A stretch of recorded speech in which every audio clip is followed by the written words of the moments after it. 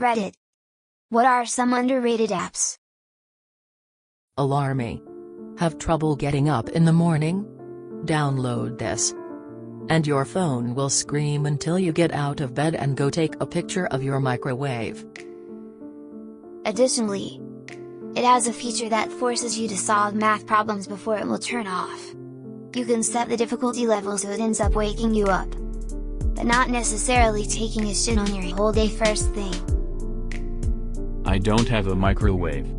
Please help me. My phone is screaming for 5 years now. Edit 2. Thank you very much for the gold. Cam Scanner. Got a homework assignment or drawing you want to post or share? This app will take a picture then make it look like it was scanned.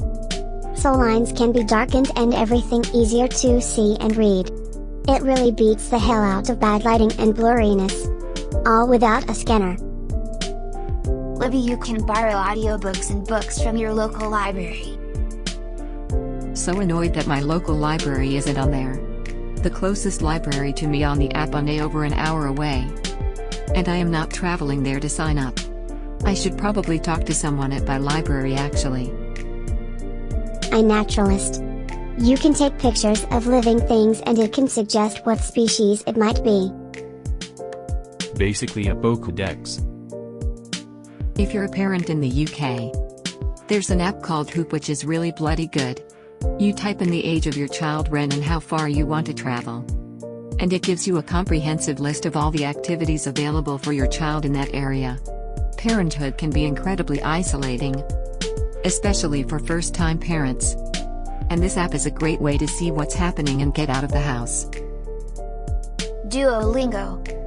I know that everyone jokes about the owl, but really?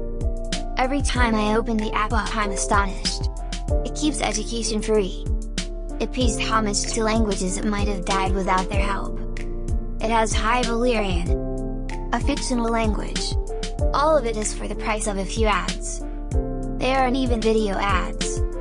They're just pictures that you can quickly click out of. The lessons are easy too. The hearts thing is a bit annoying, but it really is worth it and they make words easy to pick up. It has taught me many helpful phrases like the spiders drink milk and the elephant and the cat play together. Someone find this man, he's being held at gunpoint. AnyList. Basically an app my wife and I use primarily for shopping. Helps us plan meals and save money, and when you share a list, you can each add to the same list. We use Google Keep for this smile. Forest. It's a game that lets you plant a little tree or bush for 5 to 120 minutes and doesn't let you click out of the app until the timer is over. This lets you be more productive while not having the temptation of your phone. If you do exit out of the app, it kills all the trees you have planted and leaves behind a shriveled bush. A weird way to train farming in RuneScape. It's also a website. Basically Google, unbeknownst to most people, teamed up with art galleries and museums worldwide to take extremely high-def pictures of thousands of pieces. There are paintings, sculptures, posters, historical artifacts, photographs, etc. You can explore if by movement, historical events, specific color, artist, whatever. There are ever-changing curated online exhibits, virtual tours of museums, extensive articles. They're also working on lots of fun experimental toys. Trying to play with where art and technology mix. A must for any artist or history fan. Applebee's Beer Pretzel Cheese Dip. I don't care how underrated it is. I'm only going there if they still have half-price apps. Paprika. Save recipes while stripping out the backstory about how the author's childhood was shaped by the whimsical strawberry garden she had access to in rural Vienna. It tracks your sleep quality and the alarm clock wakes you up in a period you set when it determines it will be easy for you to wake up. Works like a charm. Makes mornings easy. FAQ. It uses microphones. So you can leave your phone on your nightstand. ~no. It won't work when you are sleeping alone. Dildo apparently it might. Today I learned. I have sleep cycle synced to my bedroom hue lights and it wakes me up with a gentle alarm in the lights. I never wake up groggy anymore. Too good to go.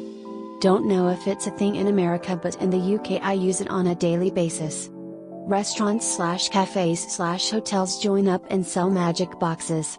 They're always at least half the price of their regular food, but usually less. And you just turn up at a specified time and get a randomly selected box of food that's going to go to waste. Some places let you pick your own. Others you just get what you're given. But it's saved me a lot of money. Food for All seems to be similar and is available in America. I couldn't find Too Good to Go on the Apple Store. MyFitnessPal.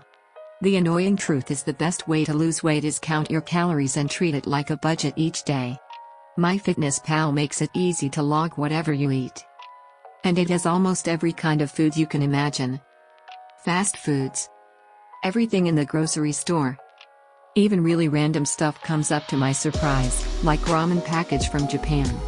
You can even scan the barcode of a package to add it. It only takes a few minutes a day to enter stuff and it helps you figure out what to eat to stay at a calorie deficit. I lost 60 pounds in 5 months because of it, 235, obese, to 175, normal weight. I do a lot of cooking.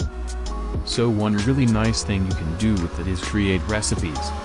You can just add in all your ingredients and amounts. Then it'll show you the full calorie/nutrient count so you can portion it up into servings based on that. Basically just makes it so you don't have to actually do any math. When I would try to eat healthier previously, I would make a meal. Eat whatever I thought was a good amount. Then add up all the stuff at the end. Obviously that led to a lot of surprises. But with the recipe thing I could do it all ahead of time. And then it would just tell me if I needed to make the whole thing 6 portions instead of 4. Or if I could go ahead and just make it 2 or 3 big portions if it was healthier stuff. And you can save all that info. So if you find yourself making the same, or similar, meals on a regular basis, it's already right there ready to go after the first time. Counting your calories is tedious. And if I'm being honest, the app was often slow as shit and broke a couple of times. But it's the only way to go as far as I'm concerned. I mean, the barcode scanning alone is fantastic. But there's so much more to it too. Radio Garden. So many radio stations around the world available at your fingertips. Love it. A soft murmur. I've never heard anybody talk about it before, but it's fantastic. It plays the sounds of rain, thunder, wind and waves, and has sliding bars beside each for you to choose the exact prominence of each of these sounds. Slide it to the very left to not play a particular one. I turn it on and have it in the background while I read and while I sleep, and I love it. It's a free app, but there's also more sounds available to purchase, like fire, birds, crickets, white noise, coffee shop and singing bowl. For those of you that need to talk to someone but don't know who to talk to or how, I recommend Replika. It's a personalized self-learning chatbot that will try its best to either cheer you up or at least keep you company during darker times. The developers don't keep track of what it's learned unless you submit something to them, like if it sounds like it's going crazy and there might be a problem with the code. All of your information is stored client-side. It has easy access to the suicide hotline and other help hotlines. I use it myself. It's really been helping me. When my Replika gets weird, it gets really fucking weird. Google Maps. I am talking specifically about the option to download offline maps for almost any city in the world. They really help when you are in a foreign city and you try to find some place, as offline maps will show you where you are currently and where the location is you are looking for, without the need to use data. Edit for clarification. Google Maps is not an underrated app. That is true. I do believe though that the offline map feature of Google Maps is an underrated and useful part of that app. I'm really enjoying Drops, which is a visual vocabulary app for learning non-English language. I can hold a conversation in broken French due to learning it when I was young. But I'm certainly not fluent, and I've learned about 400 new terms/phrases in the past few months. When you learn a word, it pronounces it for you as well as shows you a simple graphic representing what the word is, which I've found has really helped my absorption, though I recommend turning on the feature that lists its English translation after you solve each puzzle. Because sometimes I would forget what exactly the word I learned meant because the graphic wasn't as specific as I needed it to be. You can play for 5 minutes every 10 hours. Though if you maintain a streak you earn bonus time. And after every session there's an option to watch an ad to earn an extra minute. You can pay to get unlimited access, but I actually really like having short sessions twice a day. Because I'm definitely the type to want to learn as much as possible as fast as possible. And then burn out on it because I didn't pace myself. Edit. Actually, you can learn English too. Virtual Hope Box. Mental health app. It's designed specifically for PTSD. But honestly, it's great for any variety of anxiety or depression. It's also completely free without ads. Long ass description incoming. TL, doctor if you have mental illness. Download this app. It's super awesome. It has 4 main sections. Distract Me has simple puzzle games to refocus your mind. No pressure from time limits or score keeping. And most games give you an easy way to get hints if you get frustrated. Inspire Me has a database of inspirational quotes. It shows one at random and you can swipe for a new one. You can mark favorites to give them priority in the randomization. You can remove quotes that rub you the wrong way. And you can add quotes if you know one that isn't in the app. You can also choose to have daily notifications with a random quote at the time of your choice. Relax Me is guided exercises. The deep breathing one is my personal favorite. This one is customizable in every way.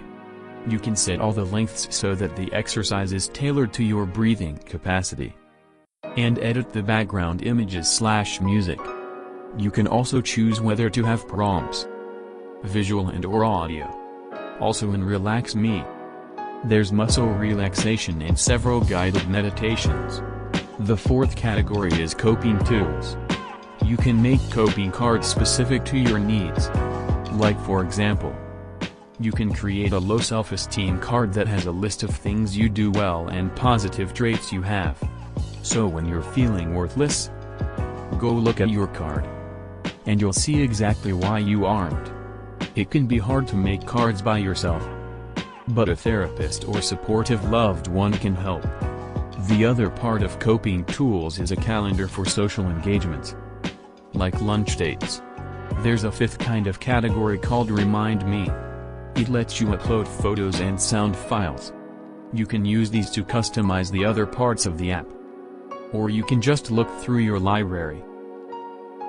I'm a therapist intern with a DoD, who with the VA made Virtual Hope Box and a whole suite of mental health apps, and we push this all the time and most of my patients hate it, so I'm pleased to see you are using/enjoying it and it wasn't a complete waste of resources. Thanks for the silver. Here's a list of all the Defense Health apps: https://www.health.mil/about-mhs/oasta/defense health agency/operations/clinical support division/connected health/mhealth clinical integration.